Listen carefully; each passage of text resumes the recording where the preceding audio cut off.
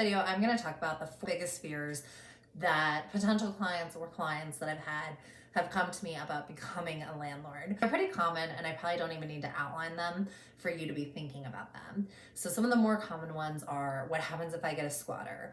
What happens if there's a plumbing problem in the middle of the night? I don't want a crazy tenant. How do I know if I can trust these people? How do I background check them? I'm going to discuss all of these and address whether or not I think these fears are founded or unfounded, and what you can do about them if there is an element that you actually should be concerned about. To get started, my name is Erin Spradlin. I'm a working real estate agent in Denver and Colorado Springs. I co-own Erin and James Real Estate with my business partner and husband, James. He's more on the STR side. I'm more on the medium-term rental side, and then we also service just standard buyers and sellers. Those are actually much easier transactions than investor transactions. So even though we're about 70% investors, we can certainly support those as well. Again, we're in Colorado Springs and Denver. We also do consulting calls on Tuesdays and Fridays, how your deal is going, if you want a second check, an inspection, or just talk about medium-term rental or short-term rentals and how to prepare your listing. A lot of times people will schedule with us. They will send us their questions and their listing ahead of time. We'll prep the information for them ahead of the call, and then on the call we can discuss their questions, but also anything that we think that they're missing. And then finally, a like and subscribe is always appreciated and will help other people like you find this channel. So if you find the content helpful and you think it will help others, please like and subscribe. Thank you. All right, so the first topic I'm going to talk about is squatters, and protect yourself from it if you should be worried about it, if I've had that experience, or if I know anyone that's had that experience. This is actually a response to a comment someone made to one of my other videos. So the reason why I bring that up is because if you have questions, drop them in the comments, and then I will do a video later on about it to address it. Squatters, this is when someone stays outside of their lease. And this comes up in medium-term rental calls all the time because short-term rentals are shorter than 30 days. So they're under that threshold. People are coming in for 4 or 5 days.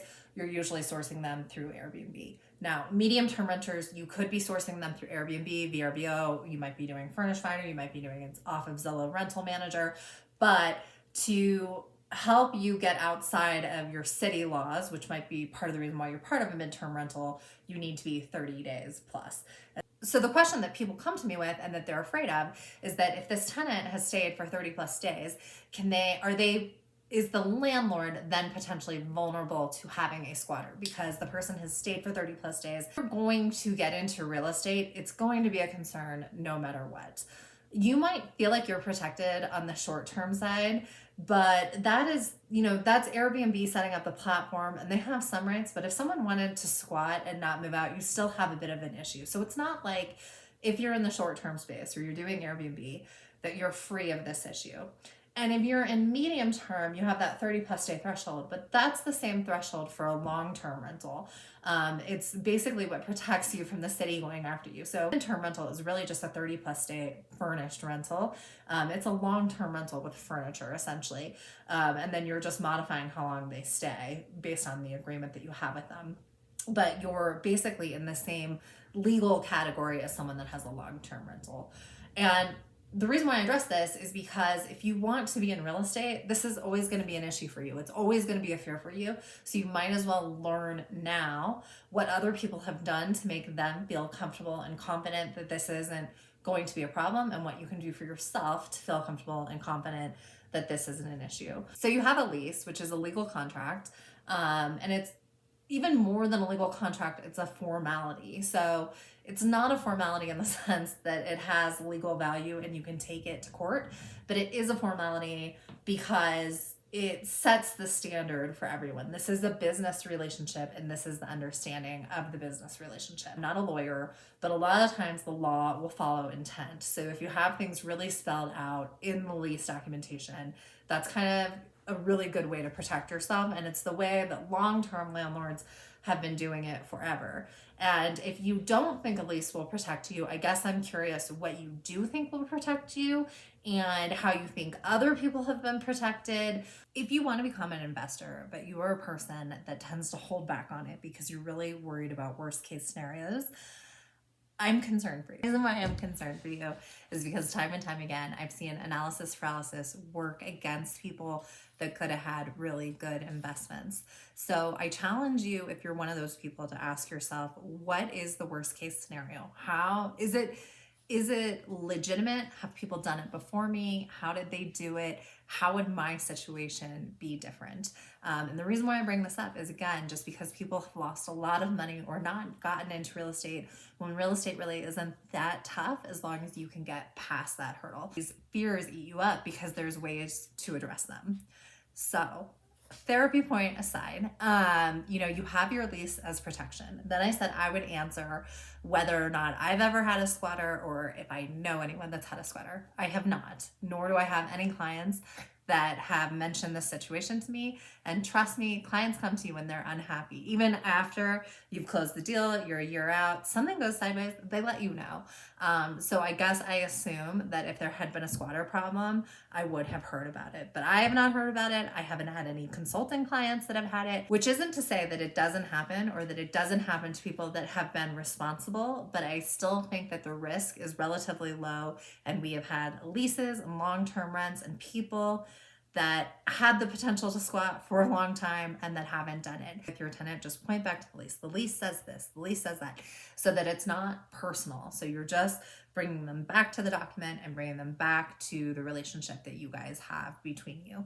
But the other best practice that you can do to avoid a squatter is your due diligence up front. And the due diligence up front, in my opinion, is doing a background check, a credit check on them, and then communicating with them in a couple of emails.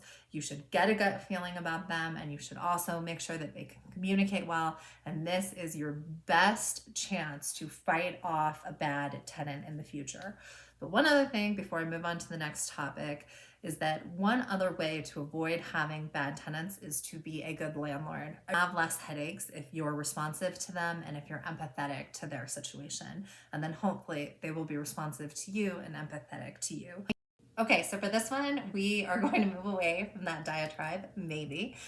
This tip 2 might also become a diatribe, we'll see.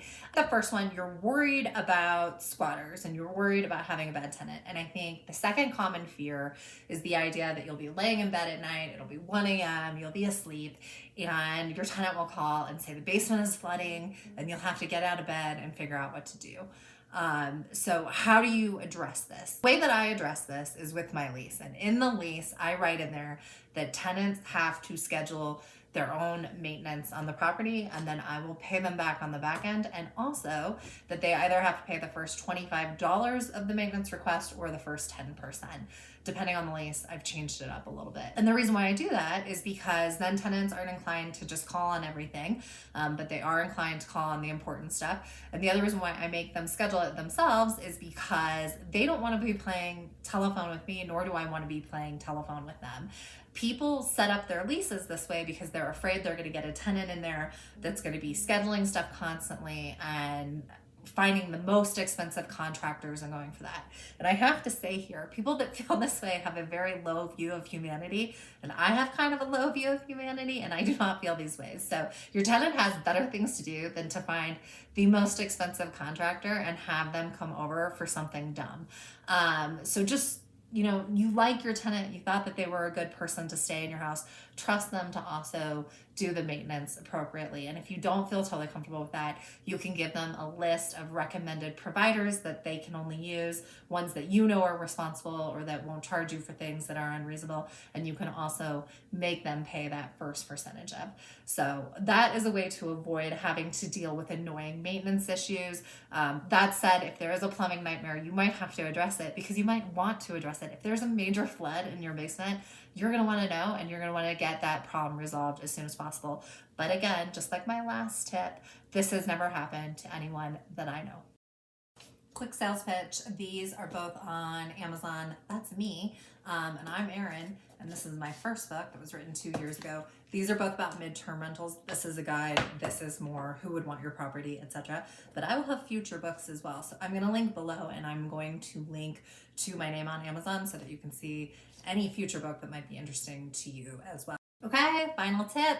We're going to talk about Airbnb because I've been shocked by the number of people that are coming in that do not trust Airbnb. So my final tip on this is just to put it in perspective. I know that I said that I would address items that I think there's reasons to be concerned and reasons not to be concerned. And Airbnb is a really good platform. I hear about Airbnbs going sideways because that's a good news story. No story in a tenant that just shows up, pays, you have a good relationship, and then everyone moves on. But there is a great story in the person that trashes your house. Those, I think we need to think about that in perspective and think about the fact that someone trashing the house, I think it's 3 to 7% of all Airbnb 3 to 7% of all Airbnb rentals. And so if you heard let's assume it's 3%, 97 stories about Airbnbs that went well, and then 3 that went poorly, you would have a better mental idea of actually what the number is. It's just that we only hear there's more weight on the ones that don't go well. Airbnb is that you can see reviews, and Airbnb has new functionality too, where you can limit your rentals to people that only have verified reviews from someone else. So definitely something to think about. I hope that helped. All right, I am Erin Spradlin. This is the end of the video. I do consulting. I write real estate books. These are my first 2. More real estate books to come. I will link to that below. I hope this helped, and I will be in touch with more videos in the future.